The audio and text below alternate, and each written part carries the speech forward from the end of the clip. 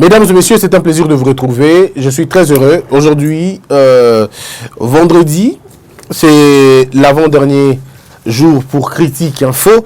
Comme au nouveau titre, le Dirkaba de Fachi accusé de trafic d'influence. Les étudiants évacuent les hommes les pieds dans l'eau. Je veux dire le homme, les pieds dans l'eau. Les étudiants évacuent l'homme, les pieds dans l'eau. Et puis, ça coince entre FCC et le cash, le grincement d'une coalition. Alors, mesdames, mesdemoiselles et messieurs, la question qu'on se pose maintenant, et là par suite, il y a une émission, on a entendu ça là dernièrement, sur Makambo, où il y a Vital Kamerhe, directeur de cabinet du président.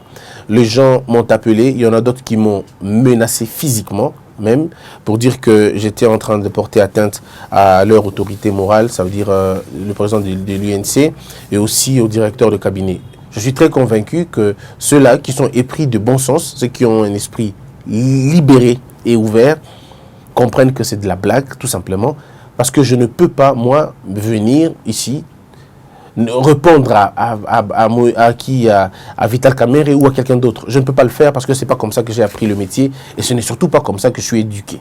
Donc ma manière à moi de condamner quelque chose, de corriger quelque chose, je le fais toujours dans la politesse, à moins que ça dérange aux pervers peut-être, ou que ça dérange à ceux qui sont simplement fâchés parce qu'ils ne veulent pas une contradiction. Mais je suis très convaincu que cette vidéo, même si lui-même, M. Vital Kamerhe, suit la vidéo, il comprendra qu'il n'y a rien de personnel, c'est professionnel, et c'est ça ce que l'on veut dans un pays comme le nôtre. Donc ça ne sert à rien d'intimider, ça ne sert à rien de porter atteinte aux gens, ça ne sert à rien d'intimider, surtout ceux-là qui ne peuvent pas être intimidés. Donc c'est une perte de temps inutile. Qui en veut à Vital Kamerhe? C'est une question qu'on doit se poser. Qui en veut à Vital Kamerhe? Aujourd'hui, les gens doivent comprendre une chose. Il se pose un problème de gestion. Vital Kamerhe et Félix Tshisekedi sont allés en alliance. Tout le monde le sait. C'était la première alliance. La première alliance qui a mis les deux ensemble, c'était l'alliance d'abord d'aller aux élections et de gagner le pouvoir. Ils ont fait des accords. Les accords qu'ils ont fait au niveau de, comment on appelle ça, du Kenya, les accords disaient que Félix Tshisekedi, une fois président élu, Vital Kamerhe va être le premier ministre. C'était ça le prescrit de l'accord. L'accord disait que l'un va soutenir l'autre en 2023, en 2019, et l'autre va soutenir son frère en 2023. C'était comme ça.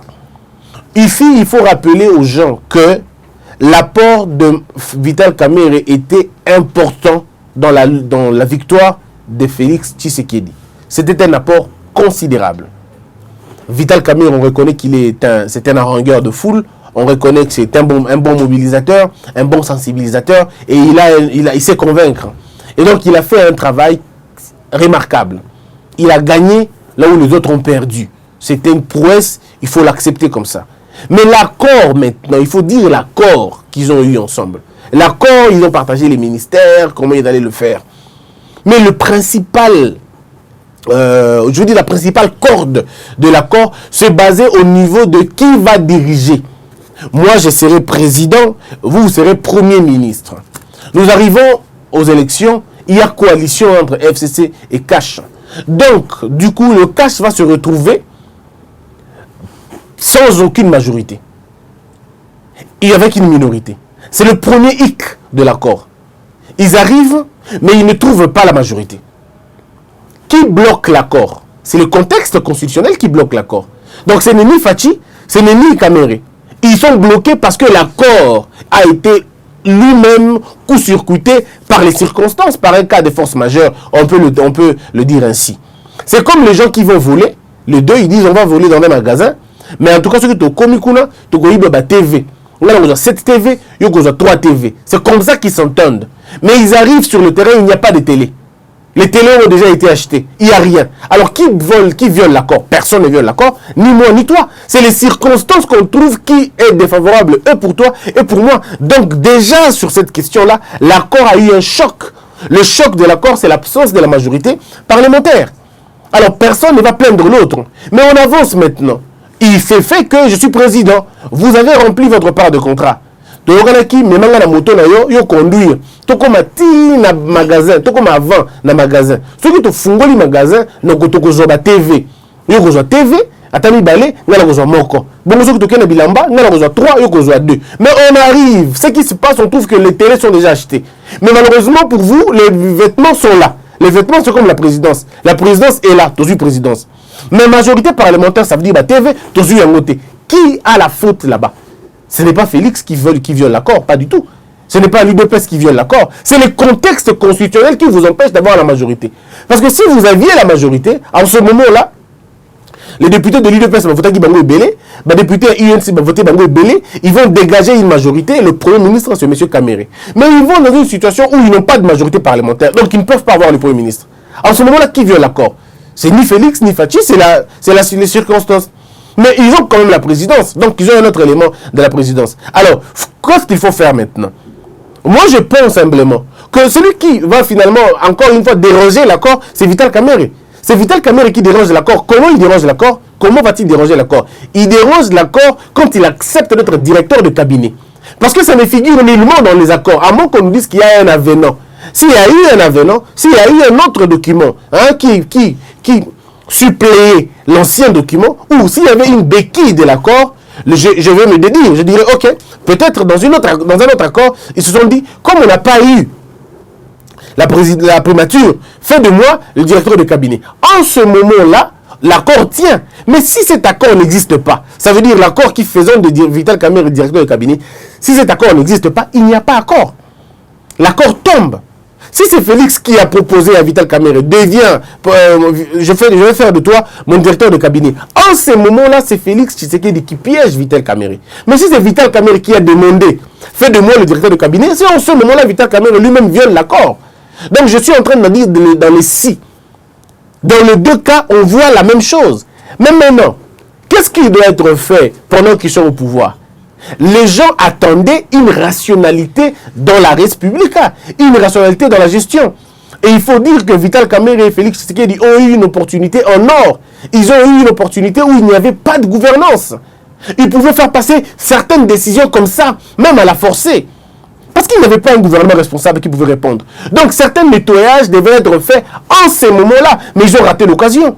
Ils ont loupé l'occasion. Ils ont dit non, on va tomber dans les sessions, on va tomber dans cela. Pourtant, pendant cette période-là, c'était ce qu'on appelle un trouble juridique. Les décisions allaient être prises et 8 mois après, le gouvernement allait venir entériner les anciennes décisions. Parce que le gouvernement qui allait voir le jour n'allait pas contredire des histoires qui existaient déjà 6 mois avant. S'ils avaient travaillé dans la rapidité, aujourd'hui, on ne serait peut-être pas là. Figurez-vous que le premier mois où Félix Tshisekedi était arrivé au pouvoir, si Vital Kamerhe lui avait dit, bon, monsieur Félix, maintenant faisons un état des lieux du pays. Il est temps, faisons un état des lieux du pays. Comme on n'est pas contrôlé, il n'y a pas une assemblée nationale pour nous contrôler, il est temps de faire un état des lieux. Ça nous permet de voir clair de ce que les gens ont trouvé. Et vous mettez au clair tout ce que vous avez trouvé. On ne serait pas dans une situation qu'on est aujourd'hui. Parce que vous aurez pu nous dire, voici l'état des routes au Congo. Vous aurez pu nous dire, voici l'état des infrastructures du pays.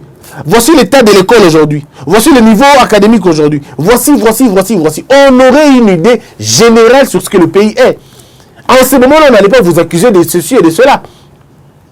Mais n'ayant pas fait ça, vous vous êtes versé dans la gestion d'un pays que vous n'avez pas géré pendant 18 ans, d'un pays que les autres ont géré. Au lieu de savoir où sont les trous, les failles, sont à quel niveau, vous ne l'avez pas fait. Alors en ce moment-là, qui est-ce qu'on va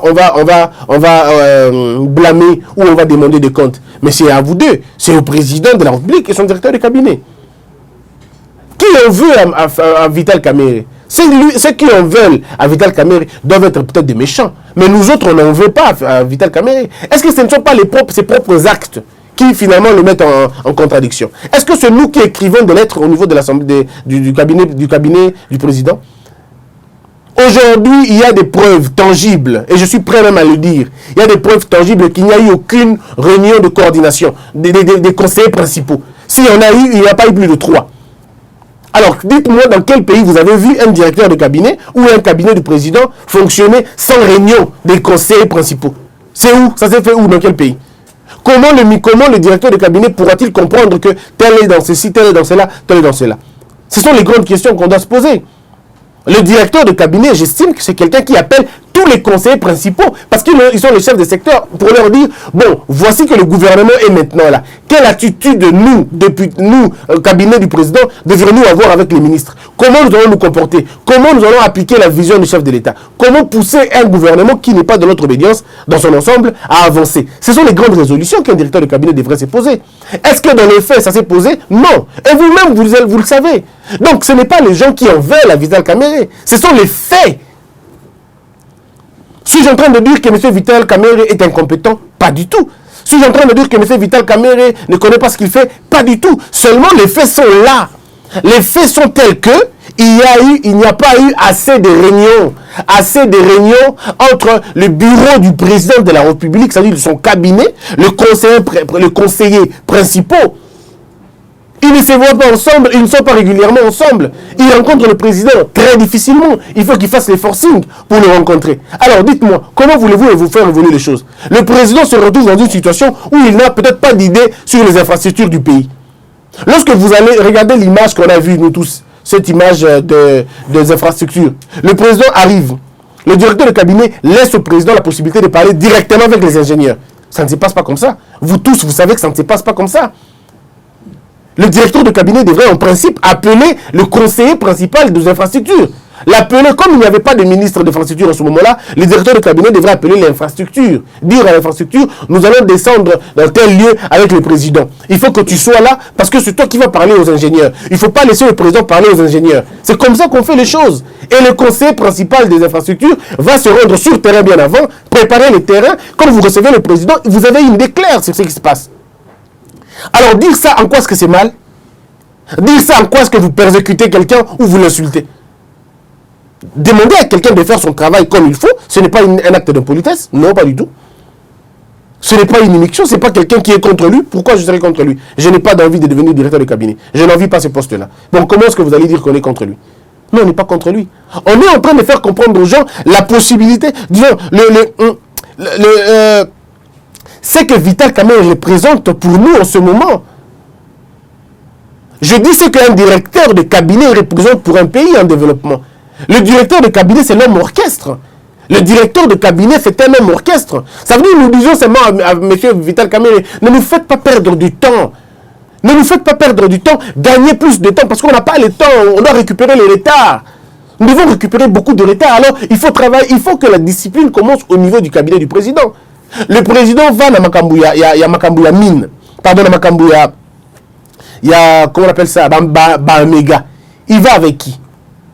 Est-ce que cette initiative a été débattue au conseil de conseillers principaux pour voir l'opportunité? Quand il est allé au lac Mavalé, est-ce qu'il y a eu une coordination? Est-ce qu'il y a eu une discussion dans la cellule des conseillers principaux pour juger l'opportunité, la pertinence de la question? Parce qu'à chaque fois que le cabinet du président ne va pas jouer le rôle du dernier rempart, eh bien ça va être compliqué, vous allez exposer le président de la République. Ça c'est clair, non? Mais qui fait tout ça? C'est le directeur de cabinet. C'est lui qui pense comme ça. En réalité, le président ne pense pas par lui-même. Le président doit penser par son directeur de cabinet. Donc le directeur de cabinet du président doit être la personne la mieux informée. C'est donc la personne qui contrôle l'effectivité du cabinet. Et il doit y avoir, si pas chaque semaine, mais en tout cas, dans une période assez régulière, un constat. Et pas seulement un constat, mais quelque chose de beaucoup plus fort, de voir un contrôle, le suivi. Le directeur du cabinet devrait passer régulièrement son temps à voir le rendement de chaque cellule, le rendement de chaque département. C'est le travail. Comment on peut voir des documents sortir de la présidence avec des fautes? Comment on peut voir des documents sortir du bureau du président avec des erreurs de sémantique, avec des erreurs? Comment vous pouvez comprendre ça? Le cabinet du président devait être irréprochable. Irréprochable. Voilà qu'un journal écrit ce matin. Parce que quand on dit, oh non, mais il y a un autre. Voilà. Ça, c'est pas moi, hein. C'est un journal qui écrit. Et quand je vais le lire, vous allez me demander un droit de réponse. Vous allez me demander un droit de réponse pour un journal qui écrit comme ça. Ça, c'est un journal qui écrit. Le Dirkaba de Fachi, accusé de trafic d'influence. Mais en réalité, ce ne sont pas des infos qui doivent sortir de chez le président. Il doit y avoir une discipline. quand on a atteint le niveau du cabinet du président, c'est le plus haut niveau du pays. Alors de là, il doit y sortir que de la discipline, que de la beauté, que de l'élégance. Mais quand on y trouve un peu de choses qui ne sont pas bonnes, qu'est-ce que vous voulez qu'on fasse? Il faut qu'on dénonce. Monsieur Vital Kamerhe a dit qu'il était le Lula d'Afrique. Nous, on veut bien. Qui ne veut pas de Lula? Qui ne veut pas de programme agraire? Qui ne veut pas de programme d'ambition que Lula représente? Mais nous en avons besoin. Mais maintenant qu'il est directeur de cabinet, nous attendons des propositions concrètes et réelles. Voici ce qu'on demande. Lula, c'était l'agriculture. Mais quel est le programme agraire que nous avons aujourd'hui? Quelle est la politique agricole que nous avons aujourd'hui? Rien du tout. Vous attendez que le gouvernement le fasse. Mais si vous aviez déjà, vous, au niveau du cabinet du président, des idées, des pensées sur la question, ça peut changer beaucoup de choses. Au sein du cabinet, il y a des guerres de palais. Tout le monde le sait. Tout le monde veut rencontrer le président, parler au président, la Pembeni. Entre-temps, il y a des conflits autour de vous-même. Ça ne marche pas comme ça. Quand vous ne parlez pas le même langage, vous n'aidez pas le président. Et si vous ne l'aidez pas lui, vous n'aidez pas le Congo. Parce que si Félix Tshisekedi échoue, nous échouons avec lui. Le peuple sentira le chef de Fachi. Alors donc, vous lui donnez finalement deux types de travaux à faire. Vous lui donnez, le premier travail que Félix doit faire, c'est d'organiser son cabinet. Le deuxième travail, c'est de contrôler la lutte qu'il a avec le FCC. Le troisième travail, c'est de réorganiser son UDPS. Et puis finalement, le peuple congolais à la fin. Mais finalement, il fait comment? Il ne peut pas réussir dans un environnement comme ça. Voilà pourquoi il faut un directeur de cabinet assez fort, un directeur de cabinet fédérateur, pas qui divise, mais qui fédère les énergies autour de lui et qui laisse à chaque département travailler convenablement et qu'il attende le rapport. Et dans l'administration, on parle par écrit, on ne parle pas oralement. Dans l'administration, on peut ne pas s'entendre, mais les écrits doivent nous unir. Moi, j'écris, vous lisez, vous me répondez par écrit. Ça, ce sont des règles basiques de l'administration. Mais est-ce que ça se passe comme ça au niveau de la présidence? Non, il y a beaucoup de choses qui échappent à la présidence. Beaucoup de choses qui échappent à la présidence. Il y a certains mots, certaines phrases que le président dit, vous savez, vous comprenez que le président le puise dans lui, alors que ce n'est pas le cas. Un président, quand il s'adresse à la nation ou quand il s'adresse au peuple, il ne parle pas de ce que lui pense. Il parle de ceux qui se sont entendus. Qu'est-ce qu'ils se sont dit? Il y a des expressions qui aujourd'hui font jaser, c'est parce que les gens ont laissé ça passer. Alors qu'un président, on doit l'apprendre. Qu'est-ce qu'un président doit dire? Vous avez vu un livre en France, un livre qui a fait tabac. Le livre disait, c'est qu'un président ne peut pas faire. Il y a des mots qu'un président ne peut pas dire. Il y a des attitudes qu'un président ne peut pas faire. Vous savez, moi je suis un enfant d'un militaire. Et mon père m'a toujours dit, Christian, le militaire, on reconnaît un militaire dans sa façon de marcher. On reconnaît un militaire dans sa façon de parler. Un militaire ne parle pas comme une femme. Un militaire ne marche pas comme quelqu'un qui fait rentrer les poules dans un poulailler.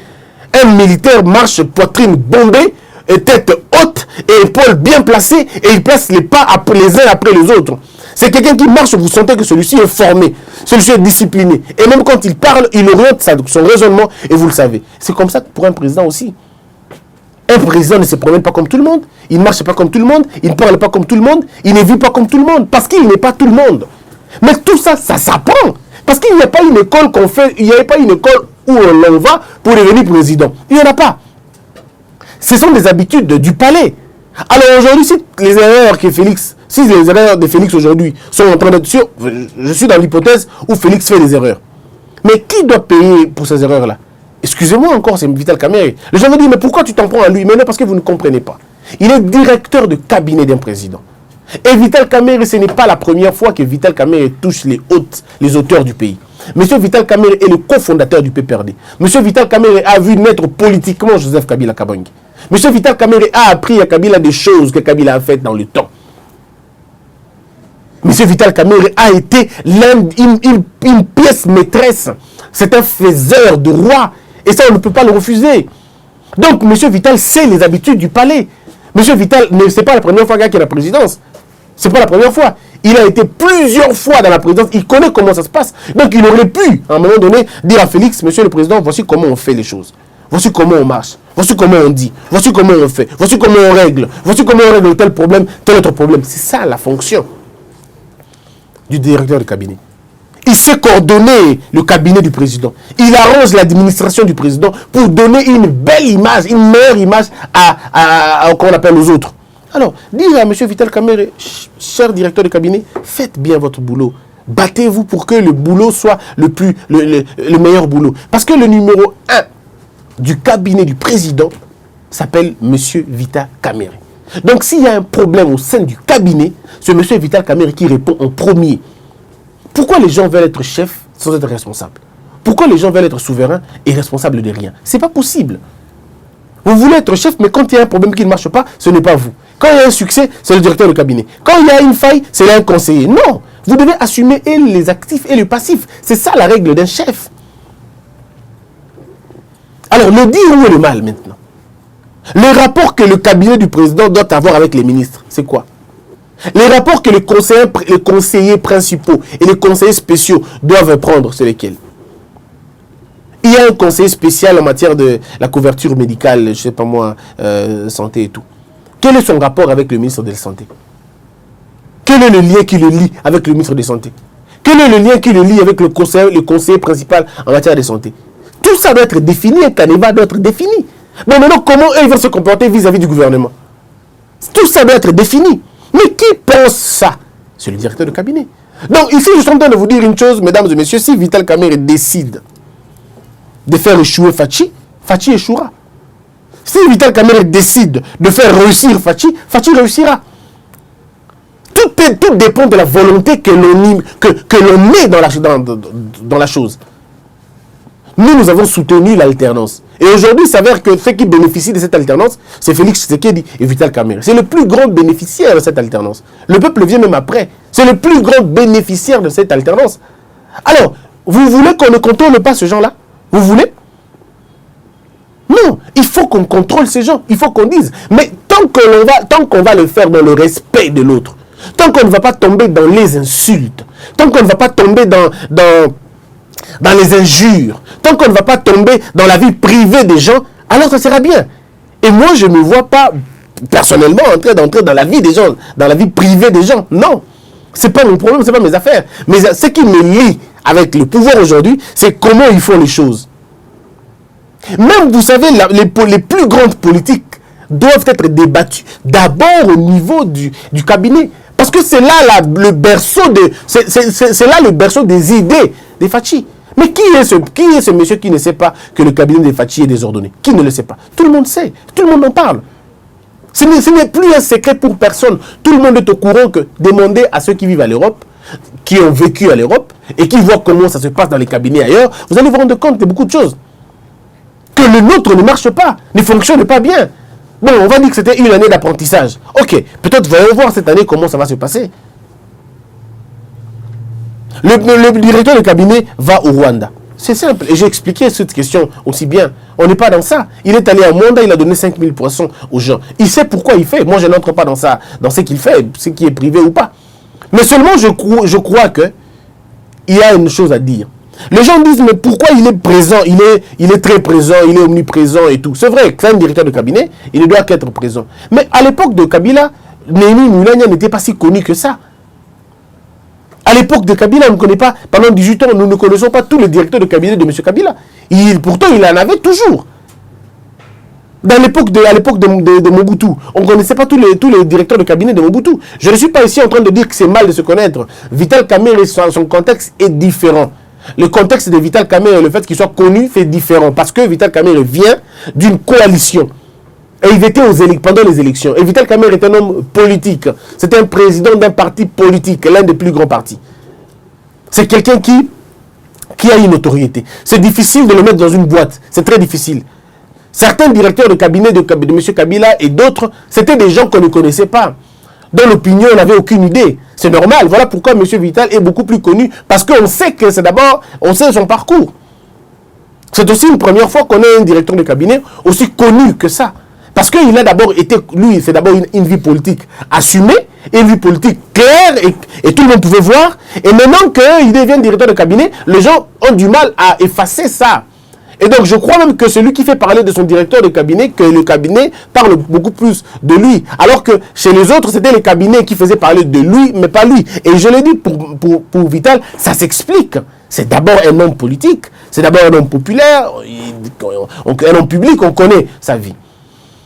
Mais Lui-même, Vital Kamerhe, si vous lui posez la question, est-ce que ce pays va bien? Lui-même, au fond de lui, il va vous dire, Christian, le pays ne va pas bien.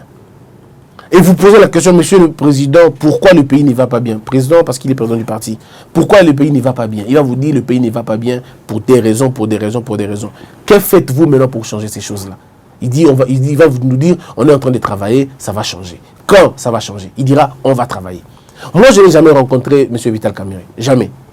Je n'ai jamais rencontré M. Vital Kamerhe. Je l'ai toujours dit, je ne sais pas s'il me connaît.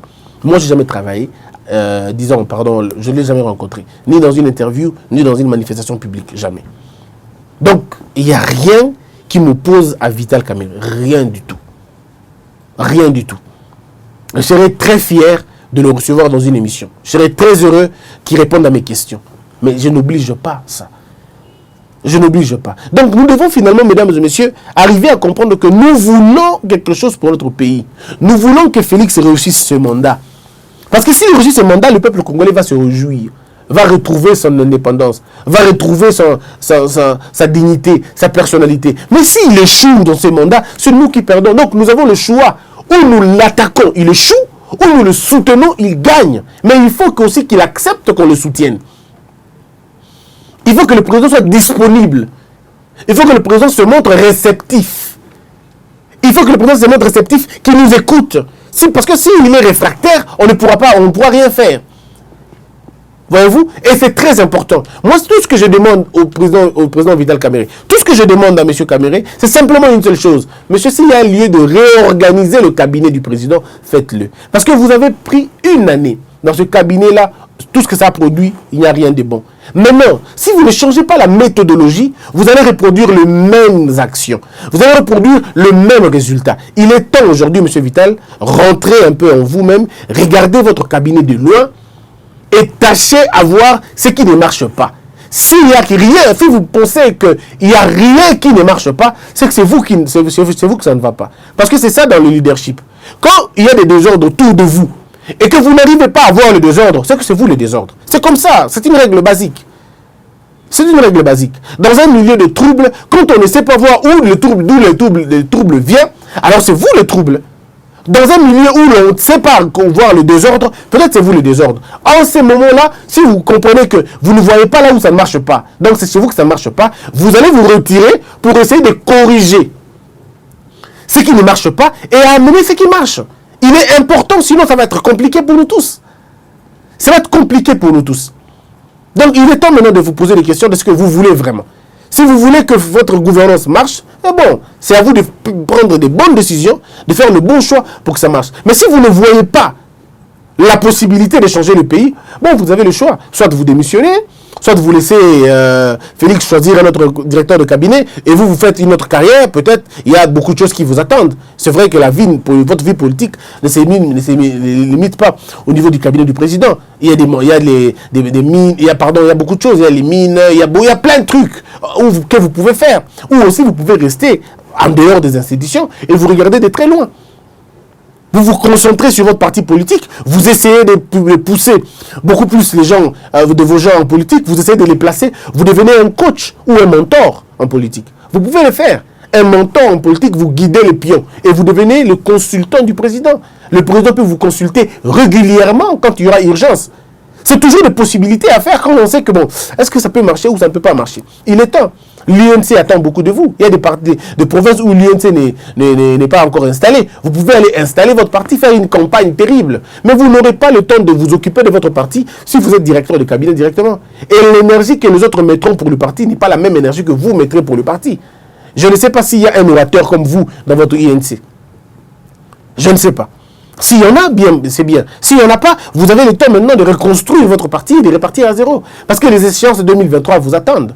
Il y a beaucoup d'autres choses qui vont venir. Alors, si vous vous laissez occulter par la direction du cabinet du président, alors vous êtes en train finalement de mettre votre parti un peu en veilleuse. Alors qu'il est temps maintenant de dire, voici ce que je vais faire. J'ai fait 1 an comme directeur de cabinet. Je peux m'en aller convenablement et regarder autre chose. Je vais me focaliser sur mon parti. Je vais me focaliser sur l'élite de mon parti et travailler. Ce n'est que des propositions, pas des injonctions. Moi, je n'ai aucun problème que vous soyez directeur de cabinet ou pas. Je n'ai aucun problème. Seulement, je me dis qu'il y a des choses que vous pouvez mieux faire pour vous-même et pour l'intérêt du pays. Voilà un peu ma manière à moi de voir les choses. Je crois que cette vidéo va taire le débat. Cette vidéo va taire le débat parce que j'entends ça souvent. Hein, Afaïboy, Akanakiboy, tout ça. J'entends ça. Et je suis très sincère quand je vous le dis. Très sincère. Que la peur quitte nos esprits et que Dieu bénisse les RDC.